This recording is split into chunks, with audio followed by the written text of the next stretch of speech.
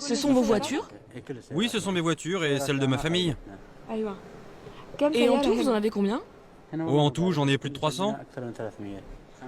300 voitures de collection, de vieilles américaines, des modèles rarissimes, mais aussi des tapis persans, des bijoux anciens, en or. En tout, l'homme a réuni ici plus de 15 000 pièces. Et au milieu de sa collection, un petit morceau de l'histoire française. Voilà de vieux billets de banque français. Vous allez souvent en France? Oui, pour les ventes aux enchères. Combien de fois dans l'année? Au moins 4 ou 5 fois par an. Et quand il vient en France, il ne se contente pas d'acheter de vieux francs. L'homme possède déjà plusieurs appartements près des Champs-Élysées. Et s'il peut s'offrir tout cela, c'est que du haut de ce building, là où il a son bureau, l'homme règne sur un véritable empire.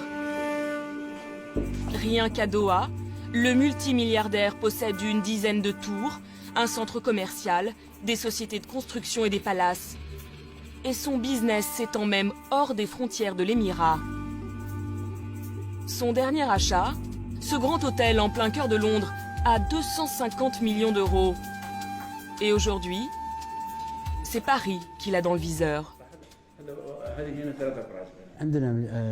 J'ai des équipes spécialisées qui cherchent en ce moment. Vous savez, je tiens à ce que l'on soit très près de notre ambassade, du côté des Champs-Élysées, vraiment dans le centre de Paris. Le 8e arrondissement de Paris. C'est là qu'il compte ouvrir son prochain palace. Il viendra compléter sa collection d'une vingtaine d'hôtels dans le monde entier. Un appétit sans limite, partagé par beaucoup.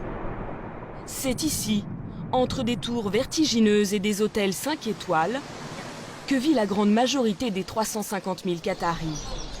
Parmi eux, les hommes les plus riches de la planète, ceux qui s'achètent des hôtels particuliers à Paris, comme d'autres font leurs courses au supermarché.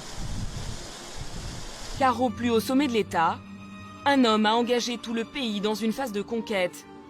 Un homme dont cher Faisal est l'ami proche, l'émir du Qatar. En quelques années, ce dirigeant a su devenir incontournable sur la scène internationale. À la tête d'un pays minuscule, mais immensément riche, l'homme a des ambitions de géant. Son dernier trophée, la Coupe du monde de foot de 2022. C'est sous son impulsion que le Qatar a commencé à investir massivement à l'étranger. Car l'émir est conscient d'une chose, les réserves en gaz de son pays ne sont pas éternelles. Pour assurer l'avenir, il faut donc absolument faire fructifier l'argent du gaz.